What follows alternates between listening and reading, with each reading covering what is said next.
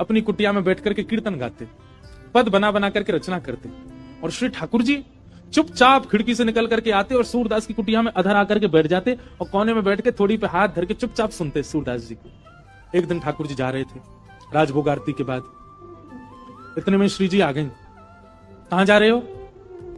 ठाकुर जी कहीं ना ऐसे ही जा रहा हूं डोल में। नहीं सांची बताओ कहां जा रहे हो? ठाकुर जी बोले कहीं ना एक भक्त है वहां के पास जा रहा हूं। श्री जी बोली मैं चलूंगी फिर तो। ठाकुर जी बोले श्यामा जी आप रहने दो, आप यहीं बैठो, मैं ही अकेला हो आऊं। श्री जी बोली अगर मोए ना लेके गए तो मैं गुसाई जी से शिकायत कर दूंगी कि राजभोग के बाद तुम कहीं चले जाओ और गुसाई जी खोज करो जी कहां जा मैं। ठाकुर जी बोले श्री जी आपके चरणों में प्रणाम करूं, आप मेरे संग चल दो, पर गुसाई जी तो शिकायत मत करियो मेरी, लेकिन एक बात को वचन दो। मैं बोल कहा उत्थापन आरती तो पहले आमेंगे हम दोनों वापस, मां रुकवे की मत करियो बात। आप बड़ी भोरी हो, बड़ी सहज हो, और वैष्णव चाहे कितनों दीनहीन हो, कितनों भावबार हो, वहां पे कृपा करवे की मत सोच लियो। आपको तो मन है जाए यहाँ पे सब लुटाए दूं, सब दे दूं, ऐसे मत करियो। चुपचाप जानो, चुपचाप आनो है, और मैं इशारा कर दूं तुरंत उठ के आ जाइयो। श्री जी बोले हाँ मैं आ जाऊंगी।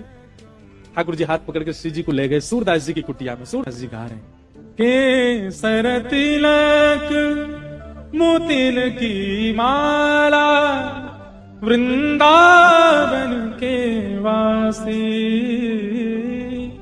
नेह लगाए त्याग गए तृण शम डार गए गल फांसी, अखियां हरि दर्शन की प्यासी, हरि दर्शन की।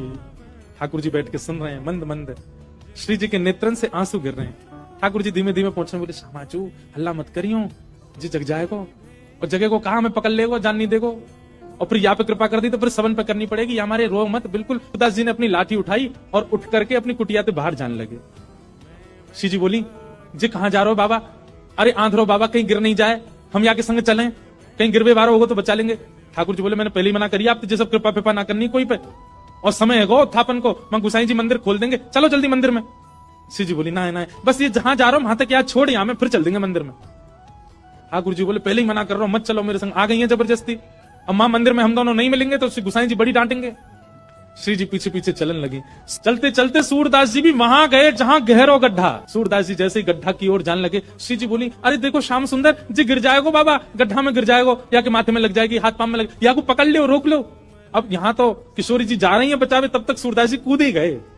और कूदते अरे भैया, अरे कन्हैया, अरे लाला, अरे भैया कोई काम को सुनना हो तो न देखियो, अरे मैं आंधरो गिर गऊं कुआं में, अरे भैया मैं यहाँ से बचा लियो। श्री जी बोले ठाकुर जी या तो इनको बाहर निकालो, नहीं तो मैं आपसे कट्टी आ जाऊंगी। ठाकुर जी बोले श्यामाचू मैं यही माने ना लेके आऊं आपको संग में, नेक में ही पिघल जाए, नेक में ही दया आ जाए आपके चित्त में, ना याकू निकाल दो फिर कभी ना कहूंगी, याकू बस बाहर निकाल के हम दोनों भाग जाएंगे यहाँ पे। ठाकुर जी ने ऊपर से झांक के देखी, खूब गहरो।